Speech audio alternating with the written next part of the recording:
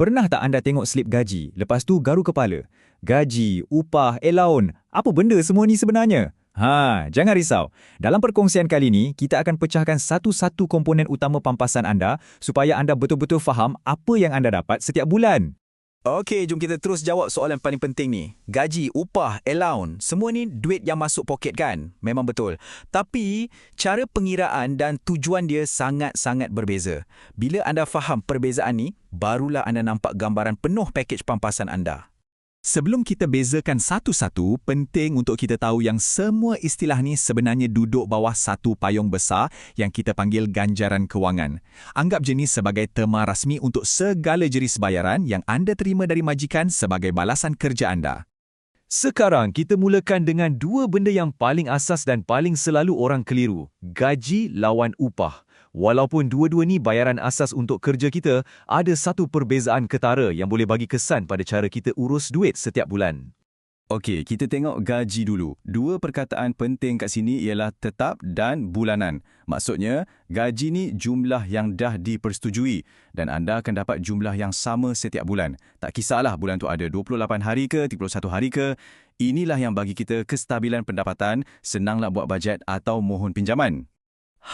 Upah pula lain ceritanya. Upah ni dikira ikut tempoh masa yang lebih pendek. Mungkin anda dibayar ikut jam, ikut hari atau ikut minggu. Jadi, jumlah yang anda dapat tu boleh jadi tak sama setiap kali terima bayaran. Selalunya sistem ni untuk kerja-kerja sambilan atau kontrak. Dia lebih fleksibel tapi pendapatan pun kurang menentu. Jadi, untuk bagi lagi jelas, inilah perbezaan utamanya. Gaji tetap, bulanan dan memberi rasa selamat. Upah pula ikut masa kerja, lebih fleksibel dan terikat terus dengan usaha anda. Ini perbezaan teras yang anda kena ingat, okey? Baiklah, kita dah faham pasal bayaran asas kan? Sekarang, ada satu lagi lapisan penting dalam pampasan anda, iaitu allowance. Cuba bayangkan allowance ni macam top-up atau bayaran ekstra di atas gaji atau upah anda dan ia diberi untuk tujuan-tujuan yang spesifik. Secara definisinya, allowance ni memang bayaran tambahan. Ia bukan sebahagian daripada gaji pokok, tapi satu komponen ekstra yang penting. Majikan biasanya bagi allowance untuk bantu tanggung kos tertentu pekerja ataupun sebagai satu bentuk insentif. Jadi, allowance ni ada macam-macam jenis ke? Ya, memang banyak. Tapi, jom kita fokus pada 5 jenis yang paling utama dan paling biasa kita jumpa dekat Malaysia, tak kira anda kerja dengan kerajaan atau swasta. 5 allowance utama ni ialah: nombor 1, allowance sara hidup atau KOLA. Nombor 2, allowance khidmat awam. Yang ketiga, allowance perumahan. Keempat, yang ni mesti ramai suka, allowance kerja lebih masa. Dan yang kelima, allowance perjalanan. Jom kita bedah siasat satu persatu. Pertama, KOLA.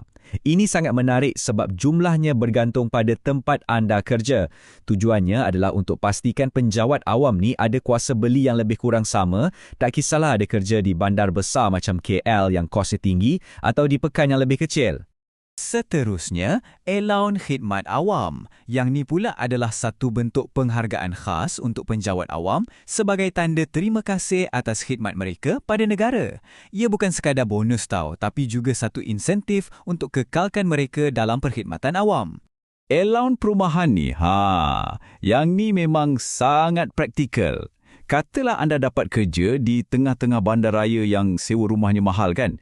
Majikan mungkin akan bagi allowance ni untuk bantu ringankan beban kos sewa atau tempat tinggal anda. Allowance kerja lebih masa atau overtime. Yang ni saya pasti ramai yang dah biasa dengar.